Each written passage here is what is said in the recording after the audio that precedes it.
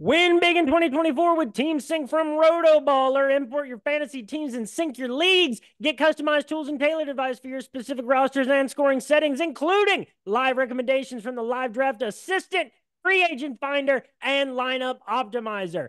Sync an unlimited amount of NFL, MLB, NBA, and NHL fantasy teams from all of the major fantasy platforms. Get a discount for any premium pass using my promo code Knuckler. Just visit rotoballer.com/radio and start rotoballing like a boss. This podcast is also brought to you by Parlay Play Fantasy Sports. Use my referral code RotoBrady. Get that sweet, sweet deposit bonus. They've got paid contests coming to a state near you. They got free contests all day and all week, giving out boosts and slashing lines.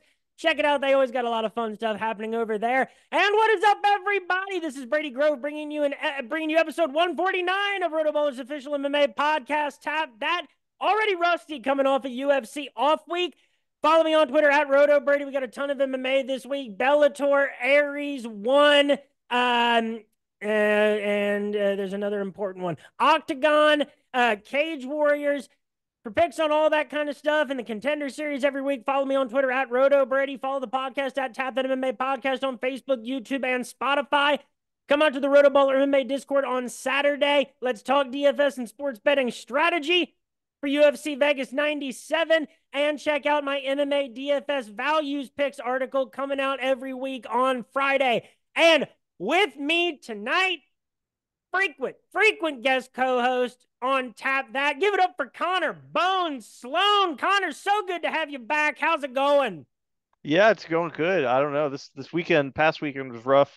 It was a great holiday weekend, 3-day weekend, but no UFC fights. So that was a bummer. Happy to get back into it and definitely looking forward to the upcoming fights. So we always try to touch on a few outside topics whenever you're on. And here's the thing, man. There's been so much talk since after COVID when the Apex cards continued.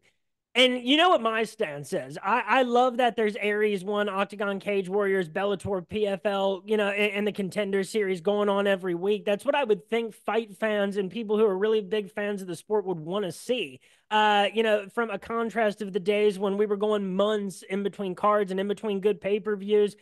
People's standards have changed a lot. That's just the result of being in a relatively new professional sport, and there's a lot of loud opinions. But Connor, like over the last year, how would you evaluate your week by week enjoyment of major mixed martial arts that you're able to view? Yeah, it's definitely a two-sided coin. I don't know. I have a lot of differing opinions on the topic. I think the UFC catches a lot of criticism for using the Apex so much, first of all, and for second of all, some of the actual quality of the cards are perceived as suffering due to that. They don't really have much of a crowd at the Apex. They could put together a on paper lackluster card, and I do think there's been kind of an increase in that, which on one hand, that's a bummer. But on the second hand, I feel like very, very frequently I'm looking at a card on paper. I'm like, wow, this card sucks. But of course, I tune in anyway because I love fighting. And then the card turns out to be a banger. I think that's happened quite a few times. So, like I said, I think it's a two-sided coin. I would like to see a quality increase on the cards, and I think part of that is just due to mid-level talent not being a focus of retention. I think the UFC is too willing to part ways with some of the mid-level people just because other organizations will pay them more. So they seem to have a weird mixture of fighters with obviously the most elite, but then also just kind of lacking in the mid-tier category. So I think it could be improved. But on the other hand, I'm generally happy with how frequently the cards are and how they turn out most of the time. Not always, but yeah, I don't know. I'm interested in your thoughts too. And dude, I mean, especially having UFC Fight Pass, I'm able to watch hundreds of fights per week. If anything, and I think that there is some merit because there's been a lot of this conversation too surrounding like the NBA and stuff over the last few months. But it's like I do see where some new fans might not have an appreciation for the history of the sport because there's so much to keep up with now. Mhm. But At the same time, it's weird. You go back to the Pride and the Strike Force days. There was actual debate, very meaningful debate about who the best guys in the world were. Was it the UFC and the Pride champions, or the UFC and the Strike Force champions? And then, the WEC ended up supplying the champions for lower weight classes. Now, I definitely believe that all the best fighters in the world in MMA are, at the top of the UFC. But in the middle, I have absolutely no idea in the middle of Mhm. those rankings. There's guys in Bellator, PFL, One, Hell, and Ryzen, guys that are coming up in Octagon, KSW, EFC, Cage Warriors, LFA, that all might be better. So I do think, I definitely agree that there is a lot more fogginess in the middle, and people like to have those conversations about which organization had the best champion. And now you just can't have those conversations really as much. I do not think that Hidden Ferreira can beat John Jones. Do I think Hidden Ferreira could beat Derek Lewis? Totally. Yeah, I don't think the gap is that big between like the best of the PFL and guys ranked, 8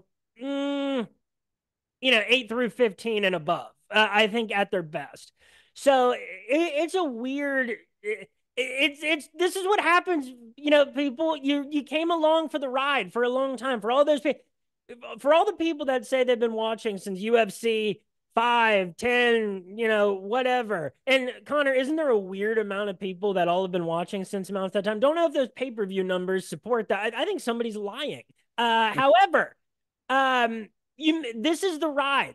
Every sport changes, and I don't ever want to be an apologist for the sport or for the UFC either, because I don't care if it is the UFC in 20 years. I don't care if there's a totally new organization that isn't any of the ones that we're watching right now that ends up being the best. I have no necessarily like loyalty to UFC. I have loyalty to the high levels of mixed martial arts.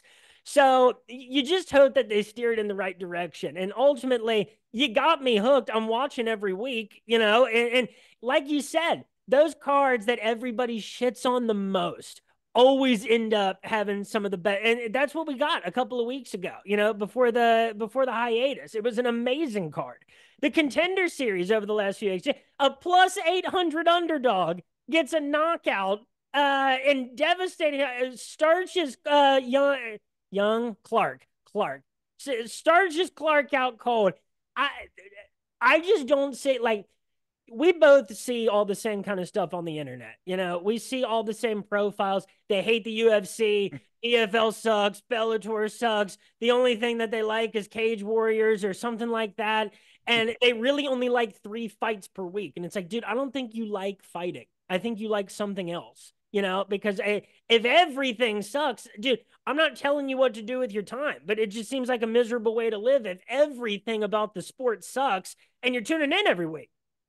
Yeah, no, I completely agree. I think it's just we're kind of in the age of, people waking up in the morning and they just need to find something to be angry about on the internet, and I think that's spilled over into the MMA world very clearly. I feel like I don't have a lot to complain about. There are a lot of good organizations, there are a lot of good fighters, a lot of good fights. I do think one thing that is strange, and maybe I'm kind of biased here just based on what I do choose to watch, but it does seem like often, when a different organization besides UFC has, the spotlight for a big fight, a super fight, or a really nice put together card, like PFL versus Bellator, or something like that. A lot of the times it just fails to live up to the hype. Maybe it's the Bellator curse where, a main event ends up in a nut shot and the co-main ends up in an eye poke or something crazy like that. It does seem like that happens pretty frequently outside the UFC. Like I said, that could just be skewed due to what I kind of choose to watch. I do think one has very, very good, very solid cards, and I feel like every time I've watched one card and tuned in, I've been very pleasantly, I wouldn't say surprised. I've just been very adequately whelmed whenever I watch a one card. So I don't know. It's a mixed bag. I'm interested to see kind of where the sport goes. I do think the UFC needs to make some changes and adapt more. I don't think they will. I don't know how that's going to turn out, but I'm interested to kind of see. The one thing I will say, and will try not to talk too long on this, but the thing that I am the most angry about out of anything in the MMA sphere right now, by far, like by astronomically far is that the UFC has chosen to promote slap fighting. And I want to make it clear that fighting is in quotations there. It's not a sport. I don't. It's literally just, hey, do you want to get CTE? Yeah, come get slapped in the face, you fat slob. Like whose idea was that? It's literally everything that the UFC tried to, you know, turn perception away from for so long. A long time ago, or maybe not even that long ago, but at a certain point in time, MMA was viewed as barbaric, cage fighting. It's like it had a lot of criticism to it. And I think that criticism was unfair. But when it comes to slap fighting, that criticism, every criticism the UFC had in the old days, that's completely fair for slap fighting.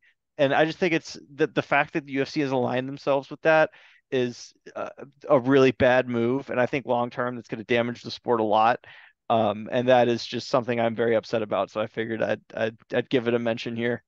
Dude, it can't be around for that much longer. There's Like, no way. Yeah, it's a TikTok sport. it doesn't make like your star power is so limited in that sport. It doesn't. They can say whatever they want. And I've had a guy from Power Slap on this podcast, Ryan Phillips. So I want to I'll say that dude, he was a cool guy, really nice. I don't really blame the athletes in this situation. I don't think they're stupid either, because he's not. I think that he's been, about as a good of an ambassador as they can get. But when you play these trailers during the Contender Series, it's just goofy. It's like Mhm. you can tell me all like at the you can try to make the argument that there's a lot of complexity to it, but at the end of the day, nobody sees that, and it's not. I don't know. It's hard to even say like that much about it. It's just it's goofy. It's a bad object. Kind of like right now, it's been weird how the UFC Noche event has kind of like been publicly in trouble. And Canelo going head to head with Canelo, on something that's supposed to celebrate Mexican heritage, and the card being kind of dumped on. Obviously, people are upset about the ticket prices, and for everybody complaining about the ticket prices, this event was never meant for you to attend. Is the thing, so, and that should bother people, in a different way. But like, why did they price the tickets this much? Probably because they thought a bunch of influencers would buy the tickets. It was like a Firefest UFC event. But and the last thing I'll kind of say on that front is, and you've had a lot to say about it too, is fighter pay. And here's the thing. We've had a lot of conversations on this. I like to talk about these things when you're on the show. It would be weird if I was doing it by myself. Here's the thing. I am never about telling anybody that they have to pay people more or whatever, because like at the end of the day, it's your business. Fail if you want to.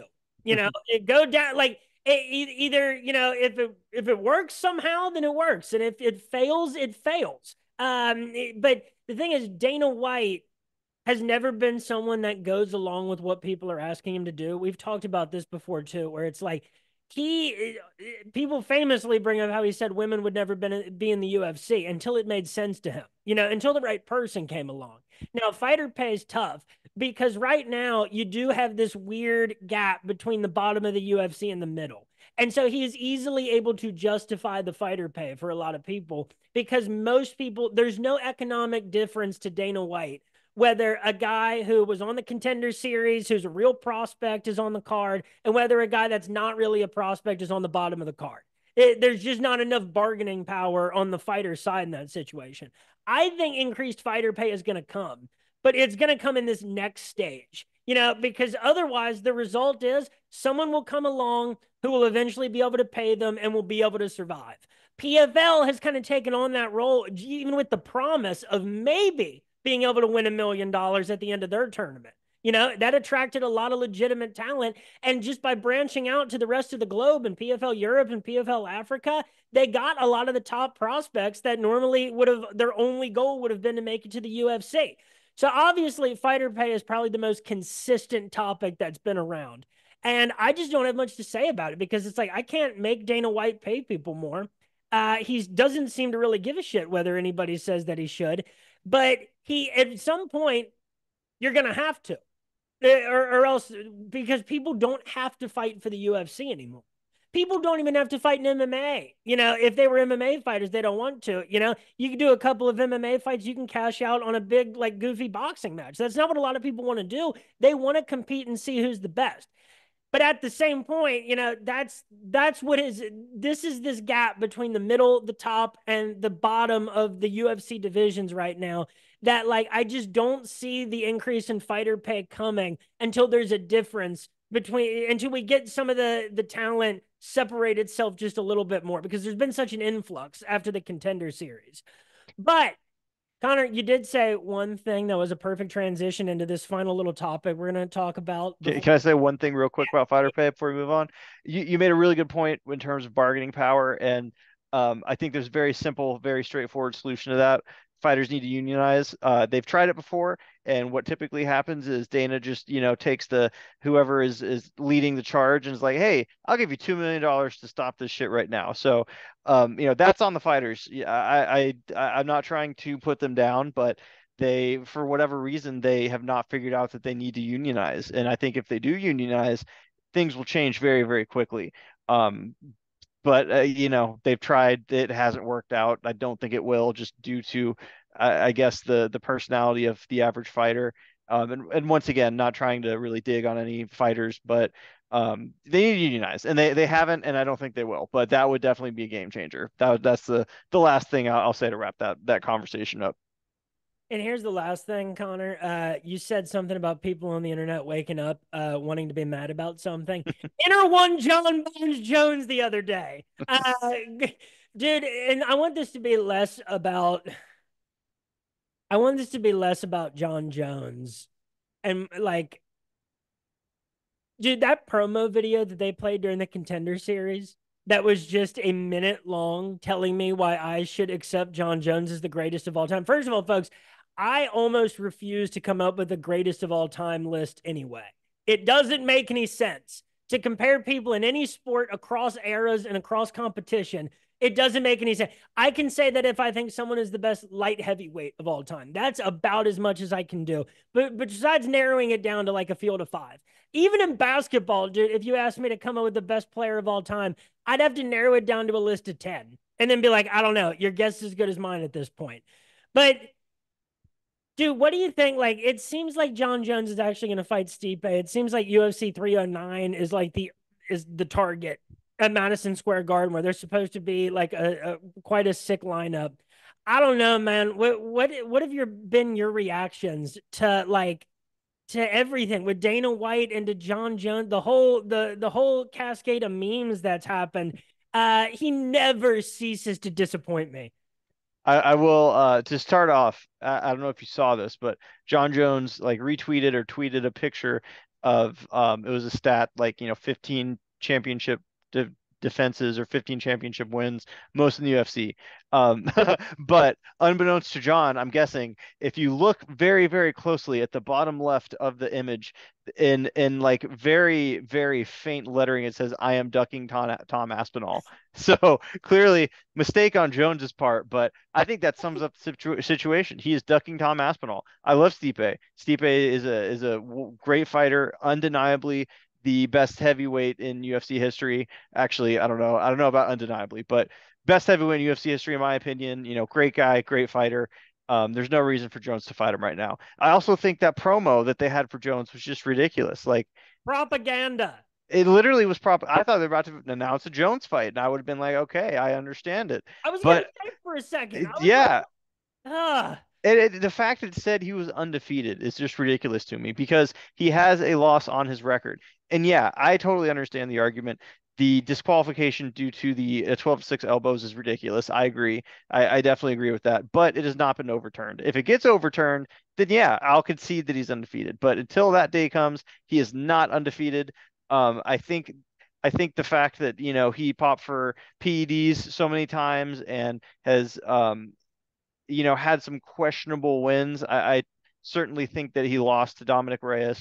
I think you can make the argument he lost to Santos and Gustafsson. Um, I part of me says, yeah, he's the GOAT. I get it. But the other part of me says it's still up for debate because of his PED use, because of these, wins that he barely scrapes by in. But at the end of the day, I just want to see him get in the cage again. I want to see him get in the cage with the best in the world, which at the moment is very, very clearly Tom Aspinall. And I think if anything besides John Jones versus Tom Aspinall happens, it delegitimizes the sport. It delegitimizes John Jones as the GOAT. Even though obviously Stipe, one of the best, it'd be good to have a win over him, but he hasn't fought in like 3 years. He's an old man. There's no point to make that fight right now. I mean, like it would make more sense if Stipe was getting in that Grand Prix with Fedor and Andre Arlovski right now.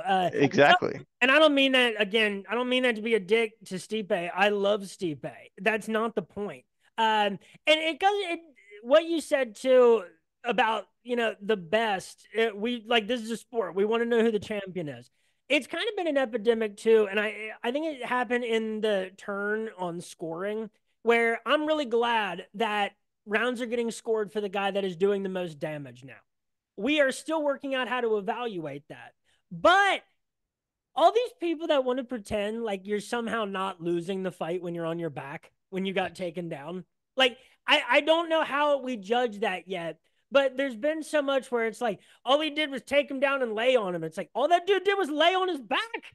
He was losing for 2.5 minutes. Dude, he didn't want to be there. He couldn't get up. So it was that kind of happened with like the Bilal Muhammad title fight because people were so butthurt that Leon lost. Is like, but Bilal's boring and only like fights to decisions, and it's like okay, but like he just won the UFC welterweight championship, so that doesn't really matter to me right now. I wanted to know who the best was, and excitement comes in different forms. I was excited the whole Bilal Muhammad fight against Leon Edwards because I was like, I can't believe this is happening. You know, Yeah, it's a good fight. so anyway, Connor, we got 13 fights for UFC Vegas 97. Starting off with the main event at welterweight between number 5 in the world on Tapology and number 8, respectively. Gilbert Durinho Burns against Sean Brady, who is 16-1. Gilbert Burns, loser at 3 of his last 5. Wins over Neil Magny and Jorge Masvidal, coming off 2 straight losses to the aforementioned Bilal Muhammad and a knockout loss to Jack Della Maddalena March of this year. Sean Brady, also his only loss in the UFC. A current UFC welterweight champion, Bilal Muhammad. Other biggest wins on his record include Michael Chiesa by unanimous decision, coming off a third-round Kimura victory over Kelvin Gastelum this last time out. On Bet Online right now, Sean Brady is the minus 175 favorite. Gilbert Burns, the plus 150 underdog. Notably, Sean Brady by submission is plus 800. Sean Brady inside the distance plus 235. Gilbert Burns by decision plus 425. What do you think about this fight? And are any of these props or any of these numbers sticking out to you? Yeah, this is an interesting matchup. It's kind of tough to assess Gilbert Burns at this point in his career. I saw he had a quote here recently where he said, "I have one last title run in me." I think I think that mindset is putting him in an interesting position. I don't necessarily think I agree with him that he has one title run left in him, but I think having that mentality going into this fight is going to play very well for him. I think this is a great matchup for him. Sean Brady is not the best striker, and he's a very solid grappler, but Gilbert Burns is one of, if not the best Brazilian Jiu-Jitsu practitioners in MMA right now, maybe ever. I think that's certainly open for debate. So not trying to say he's undeniably the best grappler ever in MMA history, but he's very clearly a very, very good grappler. And I think it's just a bad matchup for Brady. I like Gilbert Burns as an underdog here. I wish he was a bit bigger of an underdog for me to go full in on Burns, but I could see Burns by knockout. He power's the last thing to go. He's got a lot of power. Sean Brady struggled against Bilal Muhammad, who, as much as I love Bilal, he's not a finisher. Yeah, he's not a finisher, but he finished Sean Brady. So I like Burns by KO here. I think I may be swayed or influenced by my love for Gilbert Burns. He's a great guy, great fighter, but I like him in this matchup. And I am just like a little bit concerned too about like Sean Brady's biggest wins being Michael Chiesa and Kelvin Gastelum, especially like Gastelum in recent form at Hmm. 170 pounds. Like that does give me concern. I'm not. Sean Brady had a lot to say on the term fraud check this week, and I sympathize with him because I don't really use that term because I'm not an asshole. But I will say I'm riding Gilbert Burns. I think that this is about a 50-50 fight, maybe even like as high as 60-40 for Gilbert. Plus 150. I like it. And I'm going to go Gilbert by decision plus 425 because I do think that the grappling of Sean Brady could maybe make this fight last for 5 rounds. But Burns by knockout plus 365. I think that's a great number two. Yeah, I think Burns by decision, it being the higher return. I like that too. Yeah, interested to see how it plays out though. Next up, the co-main event. We got a women's flyweight matchup between Jessica Andrade and Natalia Silva. Natalia Silva is the minus 300 favorite against Jessica Andrade, the plus 250 underdog. Let's start with the former strawweight champion. She had that 3-fight losing streak between Erin Blanchfield, Yan Jianan, and Tatiana Suarez that ended August of 2023, coming off of 2 straight victories, a knockout against Mackenzie Dern, where she got 4 knockdowns in that one, and a split decision April of this year against Marina Rodriguez. Obviously, she's fought all of the best across really 2 weight classes. Rose, Carolina, Tisha, Claudia, Angela, Joanne, Caitlin, formerly Chukagian, Zhang Wei Li, Valentina Shevchenko, Calvillo, Lauren Murphy, Amanda Lemos. She's fought them all. Natalia Silva, winner of 5 in a row at the UFC level, undefeated at the UFC level, 17-5, 17-5-1 as a pro. What 5 people out there beat Natalia Silva early in her career? She had that sick debut in the UFC against former Tap That guest Jasmine Jazz Duvicious, where she tore her up, got the knockout against Teresa Bleda, and then coming on 3 straight victories after that against Victoria Leonardo, Andrea Lee, and Vivian Araujo, where, she has never, almost never for a single second in the octagon not looked like the best fighter between the 2 that were in the cage.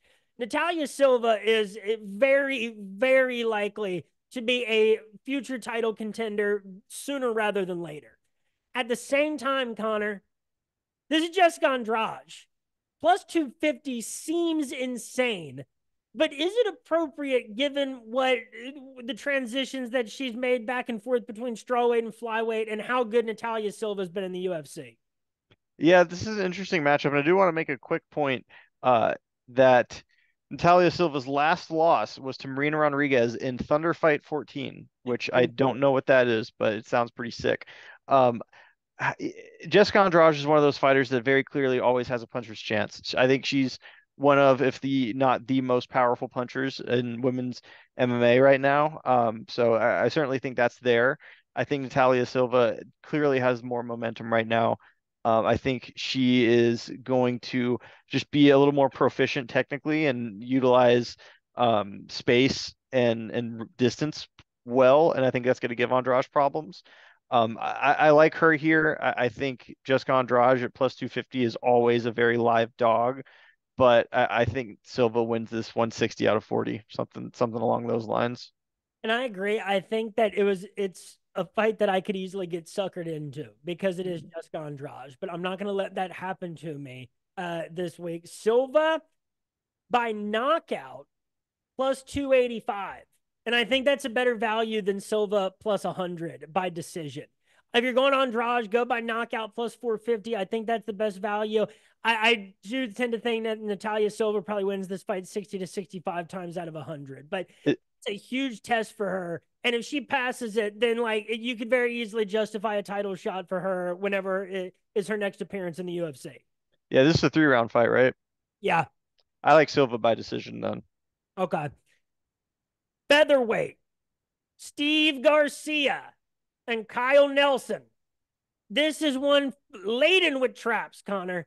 And Kyle Fool Nelson, as I've been calling him this week, he is the plus 156 underdog. Steve Garcia, the minus 181 favorite. Kyle Nelson, winner of 3 in a row against Blake Builder, Fernando Padilla, and Bill Algeo, and technically hasn't lost since July of 2022 because he had that draw with Dooho Choi. 2 decisions, 1 knockout over Bill Algeo the last time out March of this year.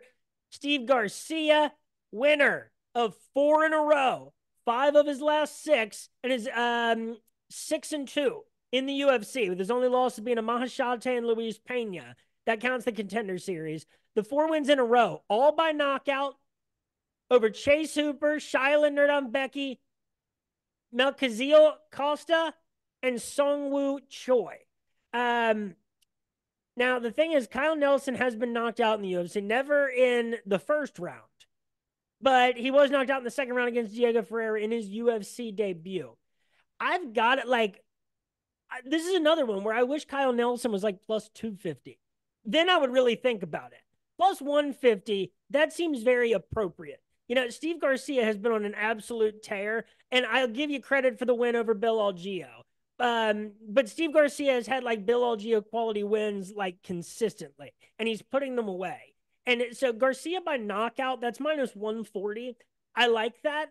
I don't think that minus 181 money line for Garcia is too worthwhile.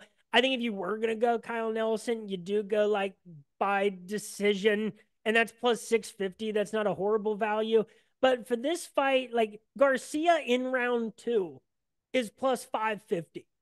Garcia by knockout in round 2 is plus 600. I think those are the plays that you're trying to make on this fight. As opposed to trying to like say, this is one where usually I would find myself siding with Kyle Nelson, but I don't see any reason to against Steve Garcia. I think he's going to sleep.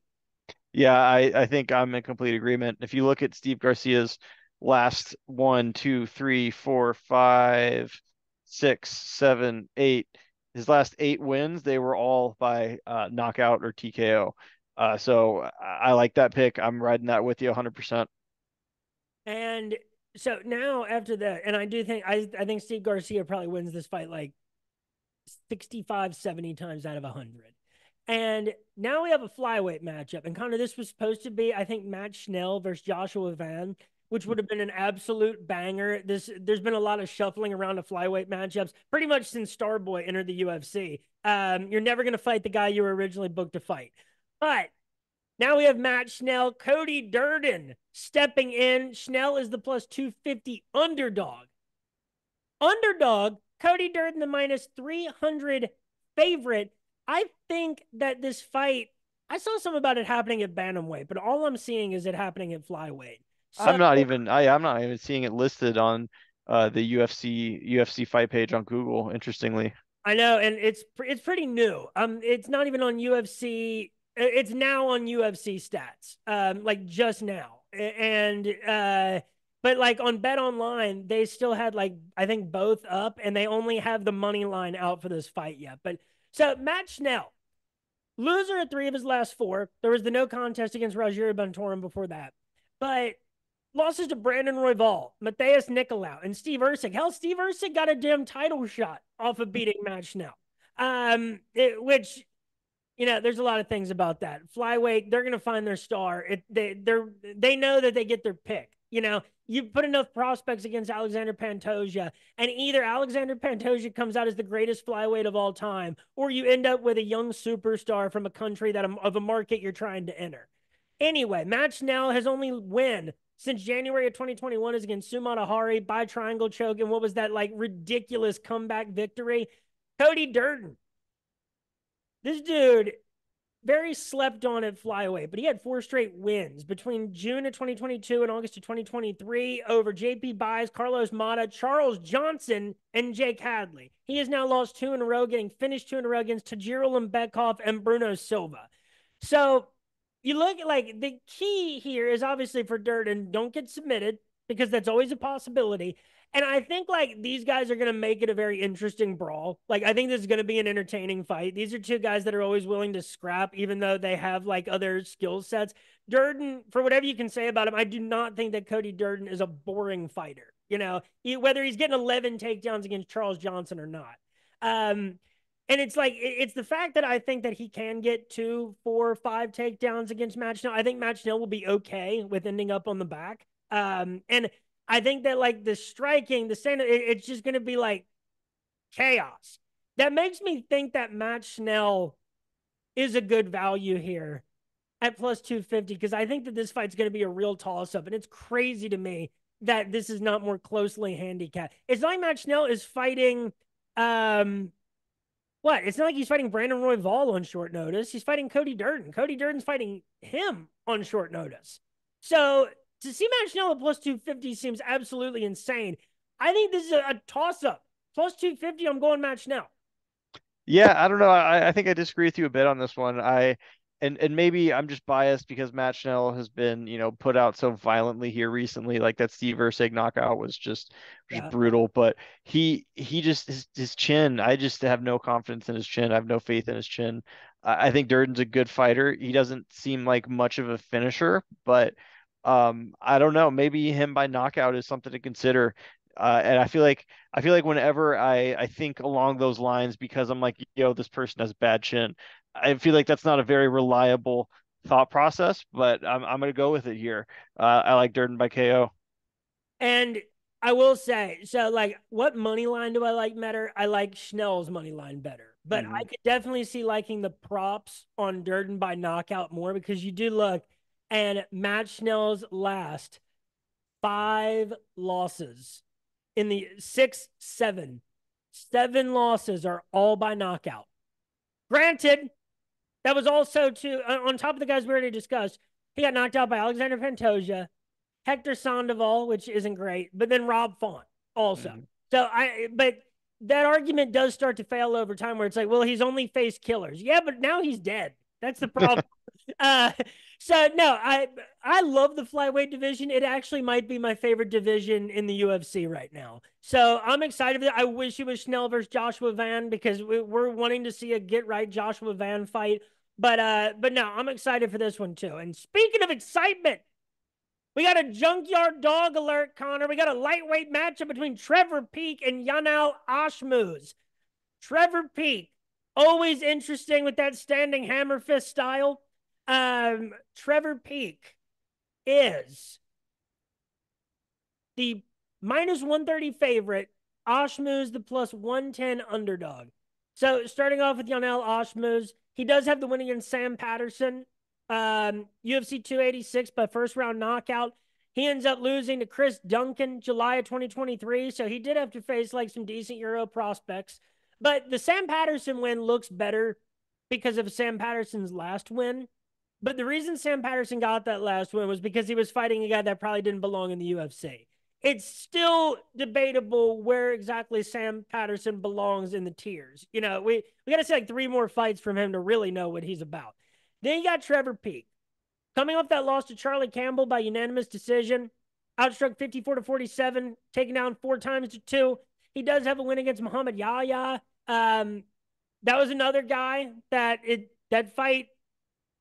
was a fight designed for him to win, of all things. I think was that in Saudi Arabia against Muhammad Yahya? That would really explain why Yahya was on the card, frankly. But the other loss was to Chepe Mariscal. And surprisingly, a unanimous decision, 2 knockouts. Uh, you know, this is a very even matchup as the odds suggest, and it's kind of been like Trevor Peek hasn't been asked to fight a bunch of like really hot prospects. Ashmuz kind of has, or at least guys that are of the prospect category. I don't want to write him off too much, but Trevor Peek against a guy that isn't like the Charlie Campbell type, or someone that like is just a little bit more technical than you, and like if you can just withstand Trevor Peek's storm, that's one thing. This is a very tough fight to call. Mm. I don't know, and I know. Mm, I think you're getting Trevor Peek this close on this junkyard dog tip. Trevor Peek minus 130. I don't think that's horrible. As far as Ashmuz goes, like I think that he can keep this competitive enough to where he doesn't necessarily get finished. I could see like the over 2.5 on this one is minus 150. I think that is logical. The fight goes the distance is minus 130. Peak by decision is plus 225. That's kind of where I'm looking at this because I don't necessarily look at Trevor Peek as like a huge knockout guy necessarily, but like just a guy that like is gonna bring the dog to you. But like he's for that style, it makes him very susceptible to losing rounds 3, or at least not being able to finish it once it gets past that halfway point. Yeah, this is an interesting matchup. I feel like I agree with pretty much everything you said. Trevor Peek is just someone that's hard not to love. He has a crazy style.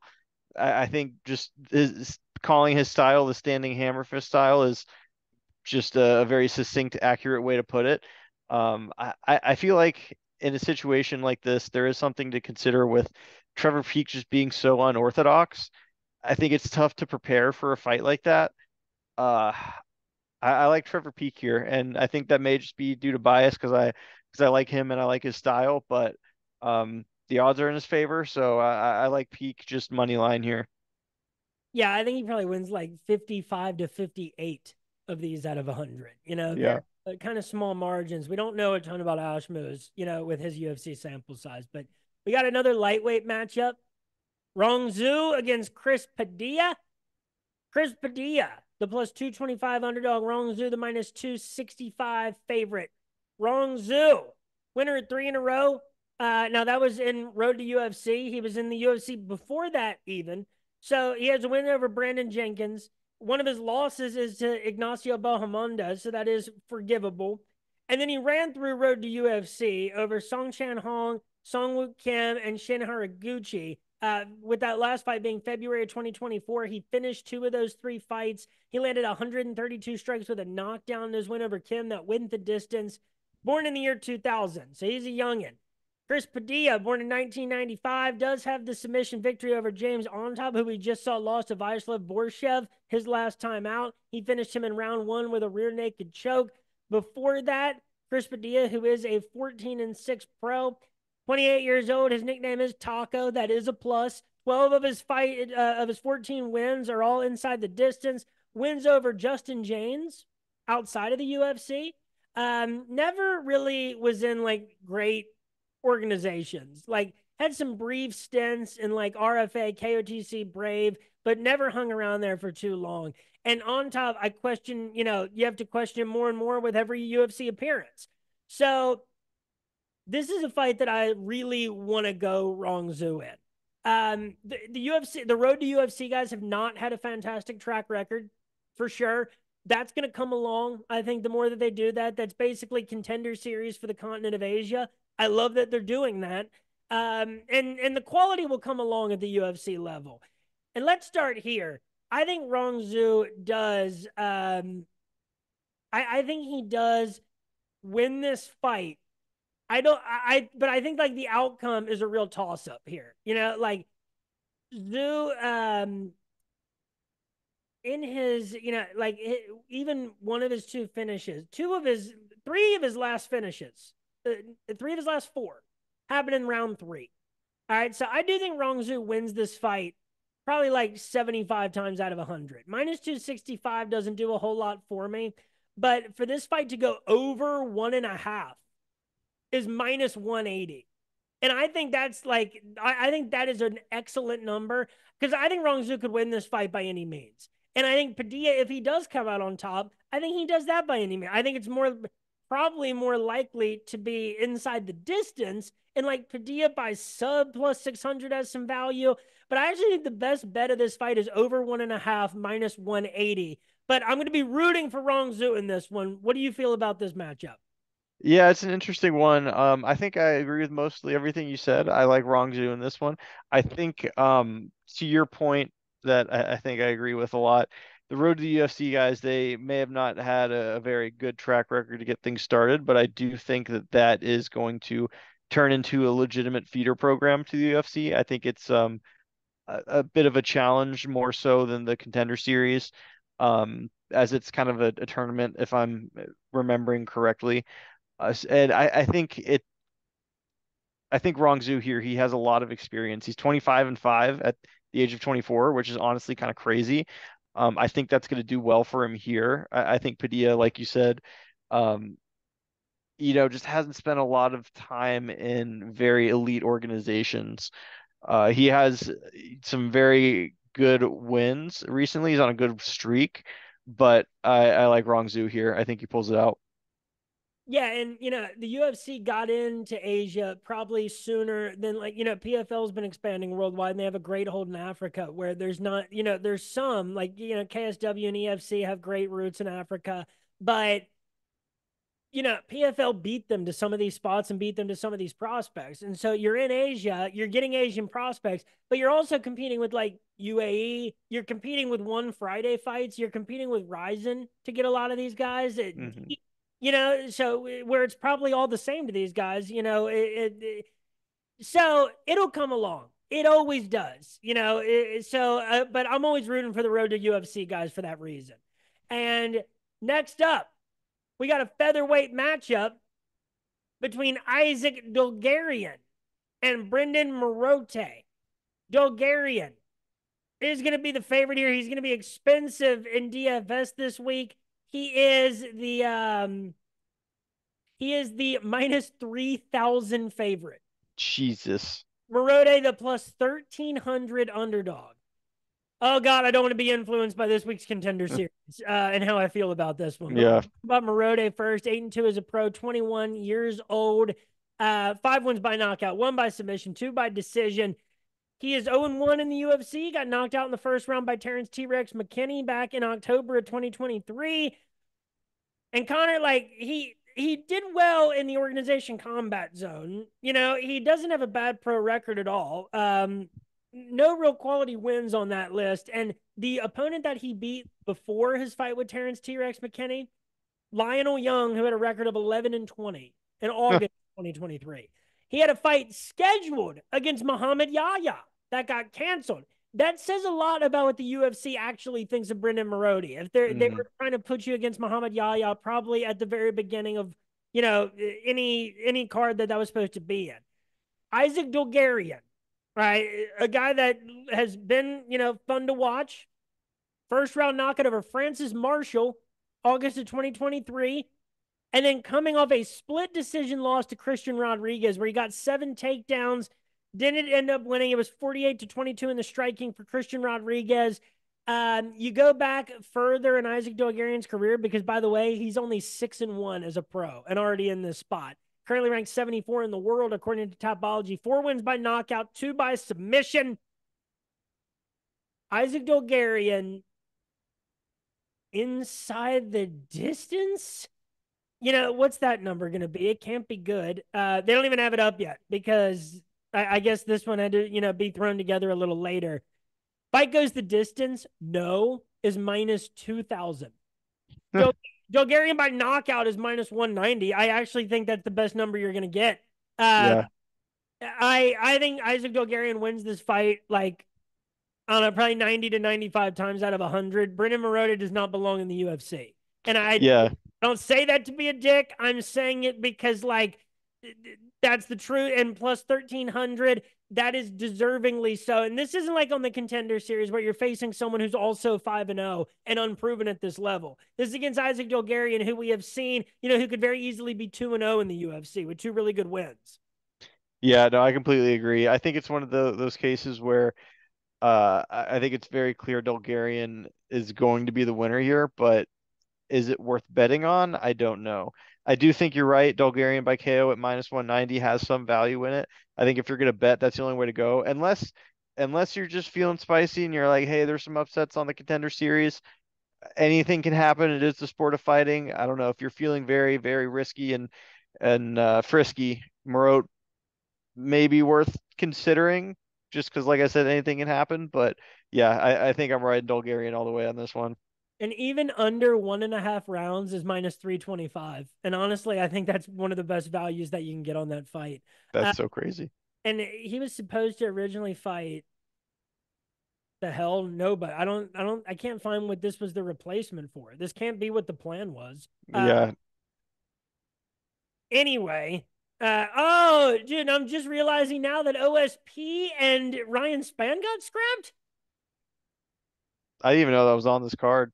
Yeah, damn. That's it. How did all these fall through so quick? We were supposed to get Marcus McGhee on this card too. It was supposed to be Calvin Kattar versus Kyle Nelson. Yeah, I would have wanted to see that. I want to see Kattar get back in the win column. Well, so Connor, we got you for 2 more fights. All right. Next up is a flyweight matchup between Andre Lima and Felipe Dos Santos. Dos Santos is the plus 155 underdog. Lima the minus 180 favorite. Let's talk about Andre Lima first, winner of 3 in the UFC, counting the Contender Series. 1 was a disqualification. That was Igor Severino, wasn't it? He got bit 2 fights. That was insane. Was that what happened? I it sounds right, but I don't want to say that too confidently. Oh my God. Yeah, win by biting. Jesus. Getting bit. We could do an entire hour podcast on how crazy it is that a guy got to the UFC and he was like, I can't wait to flush my dream down the toilet. I can't wait to put my chompers in this one. And he's coming off a split decision against Mitch Raposo. That does concern me because I still, as much as likable as I do find Mitch Raposo, and that was probably a bad decision. I think it was. I remember there being a good amount of outrage. That was a UFC 302. But like Mitch Raposo is probably not a guy right now that is UFC level as much as a lot of people like him. Felipe Dos Santos, actually younger, born in 2000 as opposed to 1999 for Lima, lost in his UFC debut to Starboy Cape, getting outstruck 112-99 and Yeah, he put up a hell of a fight in that one. going the distance with it. And Starboy was doing his dumb, messing around thing during that fight. But that doesn't matter. Like, that's how Starboy always fights. That's what you have to plan for. Then he bounces back with a split decision victory over Victor Altamirano February of this year. That was a fight that I had money on Altamirano, and I was pretty upset with the outcome. But the point is here with Felipe Dos Santos, I think everything in his UFC career averages out to that this guy is legit. And Andre Lima, even with 3 wins in the UFC, 1, you were losing and got bit. I give you credit for the win over Rickson Zinedine. I don't think he is the best of the Zinedine brothers out of Brazil. I'm assuming they're brothers, but the last name is Zinedine. But there's no win in here that legitimizes Andre Lima to me. And Felipe Dos Santos, 2 performances in the UFC, I do think he's very legit. So I will take. Oh my God, Felipe Dos Santos is the underdog. Is that what I? Yeah. Dude, I was about to say I'm all in on Felipe Dos Santos. I'm Dos Santos plus 155 all day. taking that all day. I think he is legit. He proved that against Cape. That's always a tough fight. Pretty sure he took it on short notice too. I think he trains with Charles Oliveira, hence the blonde hair. Yeah, I'm all in. Felipe Dos Santos all day. Money line. Yeah, Dos Santos did step in late against Starboy because Starboy had his 4th fight with Matheus Nicolau or with Kai Kara-France. It was one of his 4 fights that got canceled all in a row. And Connor, with Pantoja the champion and Muhammad Mokaev gone, it's still not impossible that Starboy could be a champion by the end of 2025. Yeah, it's still we won't spend too long on this, but man, it's so funny that Mokaev is undefeated, beat one of the best fighters in the flyweight division and got cut because everybody hated him that much. You know how hated you got to be to get like blackballed from the UFC to that level? Yeah, I mean, to be fair, he did try to, expose Cape's ass on. He did expose Cape's ass on national television. Like, what the hell, dude? What are you gonna do? And I'm going Dos Santos by decision. I think that this fight does go the distance. That's minus 215. But I'm going Felipe plus 300. He is my favorite underdog by leaps and bounds on this card so far. Completely agree. Yep.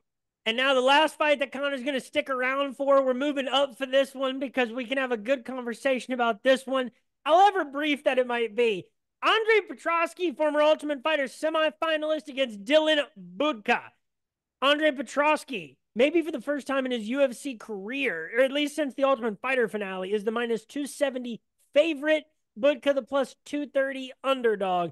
I'll start with Dylan Budka. Here's the thing. Budka has he's one of those guys that even in 7-3, he has like that. He's 24 years old. So I definitely don't want to say that this guy doesn't have the chance to make a career in the UFC because that's crazy. But, he spent some time in LFA, didn't get like a bunch of great wins there or anything like that. Had a Contender Series win by unanimous decision. He did get torn up by Cesar Almeida his last time out April of this year. And that's a very different style than Andre Petroski is going to have. But here's the thing about Dylan Budka. Is at 24, definitely don't think that guy can't make a career of it. But Dylan Budka, there is no department where I think that he's ever better than the other guy in. even against Cesar Almeida, it's like, all right, how are you going to grapple this dude? He couldn't get him down. He could, he could keep him pressed against the cage. That was the extent of, his game plan that he was able to, effectively implement. Andre Petrosky is a mixed martial arts fighter. He's a good wrestler. He's a good grappler. He's aggressive when it's looking for those submissions from the top.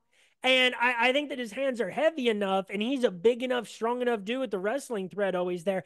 I just don't see what Dylan Butka's hope is in this fight. I think that this is really like surprisingly throwing Dylan Booker to the wolves, even though it's just Andre Petrosky. I mean, he was coming on 2 straight knockout losses to Michel Pereira and Jacob Malkoun. He got knocked out by a hip bone in one of those, from an attempted takedown. But also wins over Nick Maximoff, Wellington Turman, Gerald Mearshart, Josh Fremd. And I was so glad that he beat Josh Fremd. I had a lot riding on that one spiritually. That was July of this year. But I think that the most likely thing here is like, Andre Petrosky controls this fight through the better course of it. He can get his takedowns. Striking might be even, but Petrosky's still going to have the hands to, like, I think, put Budka in more dangerous, situations. I think that Petrosky inside the distance or Petrosky by sub plus 385. Petrosky by decision minus 105, I think, is the default. But I think if you're trying to find the value there, I do think you go like Petrosky by submission plus 385. The fight to go the distance is minus 155. To not go the distance is plus 125. That's all riding on Andre Petrosky.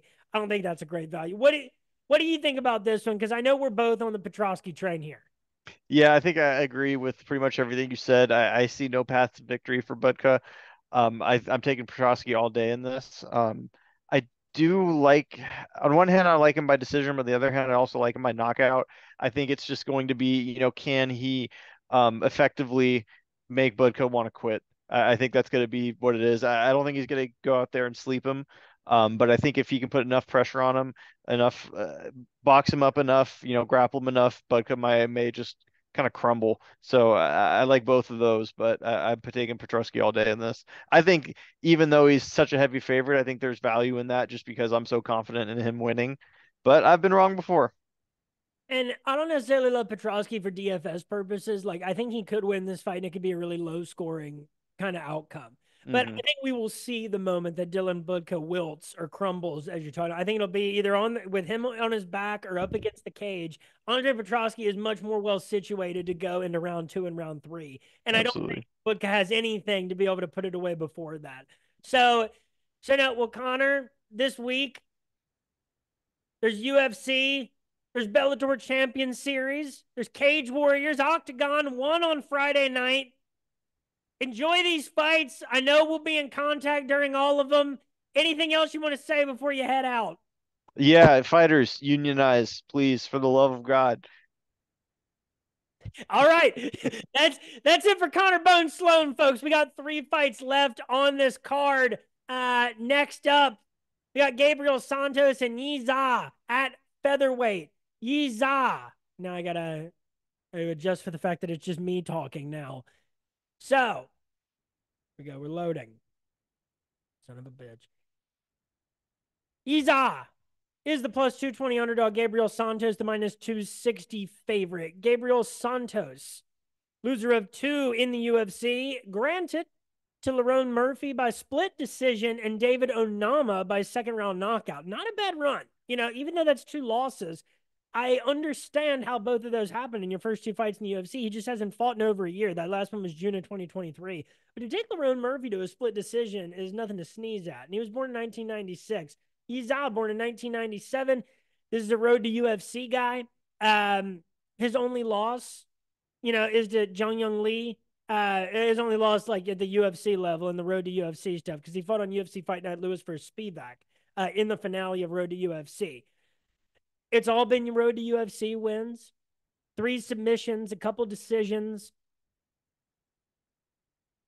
This is where I have to draw the line on, I can still be rooting for Yiza. This is a fight where I think Gabriel Santos, is rightfully the favorite. You look back at Yiza's other 3 losses besides that split decision, and there was 1 knockout, 1 submission. 2 decisions. The last time he was finished was January of 2021 in WLF MMA. He was submitted by heel hook by a 5-10 fighter, Chumbo Yan, in Legend FC back in 2018. He was still pretty young at the time.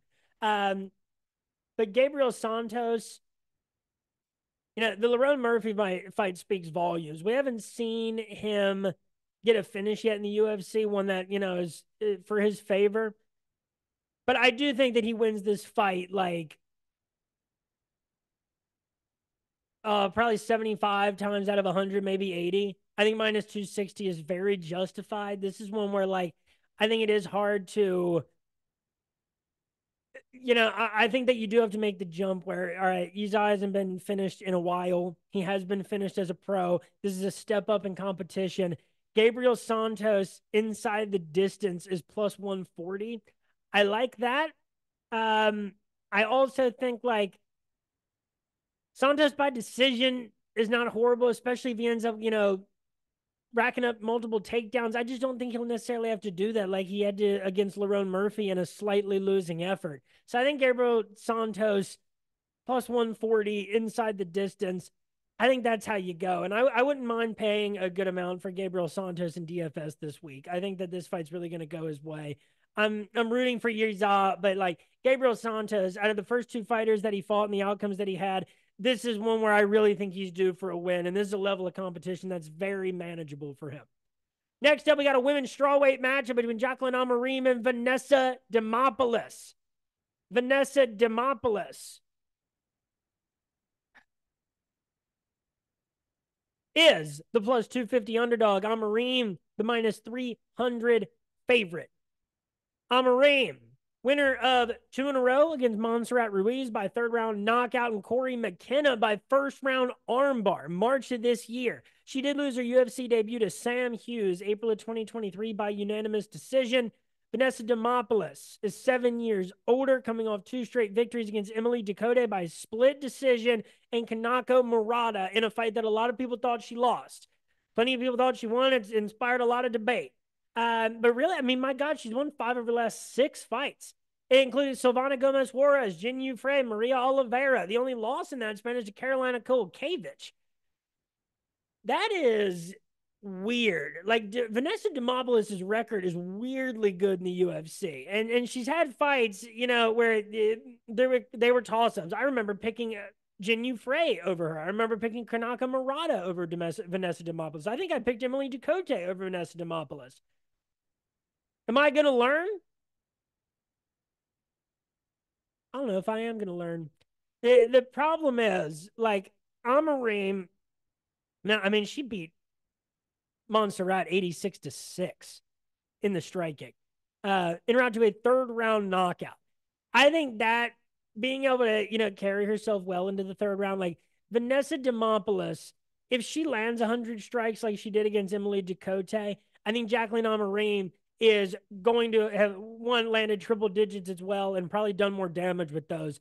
I think Amarim is very capable of holding her own in the grappling department. I don't think Vanessa Demopoulos is going to be able, I don't think she'll get taken down 5 times by Kanaka like Kanaka Murata did. But I think if Jacqueline Amarim does go for a takedown, I think more damage comes as a result. I see, like, if you want to put a flyer on Vanessa Demopoulos, because every time, it seems like she's always in this spot and she's ended up just winning so many more times than not. You want to sprinkle some on Vanessa Demopoulos plus 250. I don't hate that. Demopoulos has never been finished in the UFC. So Amarim by decision, minus 125. But Amarim inside the distance, plus 200. That's hard. I think, Vanessa Demopoulos has never really been asked to fight like a younger fighter on the right. I think that this could be Vanessa Demopoulos' like, I think she could get finished with like a knockout here. Amarim by TKO knockout plus 1,000. I would opt for inside the distance for Amarim. I think there's a better value there than by decision minus 125. I think that's a trap because I think the level of competition Demopoulos faced, I think it was maybe a little less susceptible to losing inside the distance. And that age gap being 7 years gets a lot worse the older fighter gets. So Amarim inside the distance, plus 200. I don't know. I guess that's what I'm going for. And I don't know if I'm that's not one that I would want to bet because everything about Vanessa Demopoulos gives me pause. And credit to her to proving me wrong on multiple occasions. And now we are to the first fight of the card. Thankfully, I have discussed this one already, I think multiple times, because I talked about this on Wager Wars, with Evan and with Cody over there. And then I talked about it again on this podcast. Then the fight was called off. So this is Montes Ramaska against Nathan Fletcher. This was, Ramaska was supposed to be, having the opportunity to fight to go to the finale. He has that facial injury that forces him out. Nathan Fletcher is, still a UK prospect that people have really liked. And he just, got caught early, I believe, with a guillotine. It was guillotine or a rear naked choke, I think, on the Ultimate Fighter. Ziggy Montes, the plus 120 underdog. Nathan Fletcher, the minus 140 favorite. Can't believe I'm going to be talking about this one again, but Fletcher is 8-1 as a pro, 26 years old, 6 wins by submission. Oh, he lost by decision to Con Offley. What the hell am I talking about? Someone got caught early. Maybe it's the South African dude in the semifinals or the court, whatever it was. Anyway, all his wins are in Cage Warriors, dating back a long time. I mean, the start of his professional career. And wins over 6-0 opponent, 10-3, 6-1, 8-1, all in Cage Warriors. His only loss, before the Ultimate Fighter was to Dominique Wooding by third round knockout. Ziggy Montes Ramaska, 9-2 as a pro, hailing from Lithuania. Love to see it. He is 27 years old, 5 wins by knockout, 4 by submission. Now, this is a guy, too, that you look back at his professional experience, and it doesn't ring nearly as impressive as, as it does for Nathan Fletcher. Nathan Fletcher, who, finished so many fights inside the distance in Cage Warriors. Ziggy Montes, though, is the guy I'm looking at here plus 120. I'm not going to take this one too personally if I lose it. This is guys on the Ultimate Fighter. Who the hell knows what's going to happen, especially the weird circumstances that this matchup is finally happening under. But I like that Ziggy Montes is just a little bit more, we know a little bit more about him because of the Ultimate Fighter circumstances. This was a guy, I think, in the military in Lithuania. He shot a gun like an absolute psychopath. Nathan Fletcher had never held a gun before. Can't get that image out of my head when comparing the two. But I do think that that experience is going to be a big deal for Ziggy Montes. I think that he is a better fighter and a more legit fighter than his professional pedigree necessarily shows. I was impressed with him on the Ultimate Fighter with his win over Beksad Usmanov. So that's where I land with it. Is I feel for Nathan Fletcher, and I think that he's the guy with the brighter future. This is going to be a tough one for both these guys. I think I'm just going Ziggy Montes straight up, plus 120 on the money line. I think that he probably wins this fight 50 times out of 100, maybe 51 to 52. Fletcher inside the distance is plus 110. I think that's a good number for him. And I think Ramaska by decision plus 550 is actually the most valuable prop on this card. Folks, that is it for UFC Vegas 97 and episode 149 of RotoBallers official MMA podcast. Tap that. We had Connor Bones Slone on tonight. Again, we got Bellator this week, Aries, Octagon, 1. For picks on all that stuff in the Contender Series, follow me on Twitter at RotoBrady. Follow the podcast at Tap That MMA Podcast on Facebook, YouTube, and Spotify. Come out to the RotoBaller MMA Discord this week. On Saturday, let's talk about these cards, your DFS and your sports betting strategy. Let's have a conversation during it all. And check out my MMA DFS value picks article that comes out on Fridays. Now, folks, thanks for listening. Glad to be back with UFC action. A big week of mixed martial arts. Try to fit it in with all the college football that's happening on Saturdays now, too. Have yourselves a great week and peace.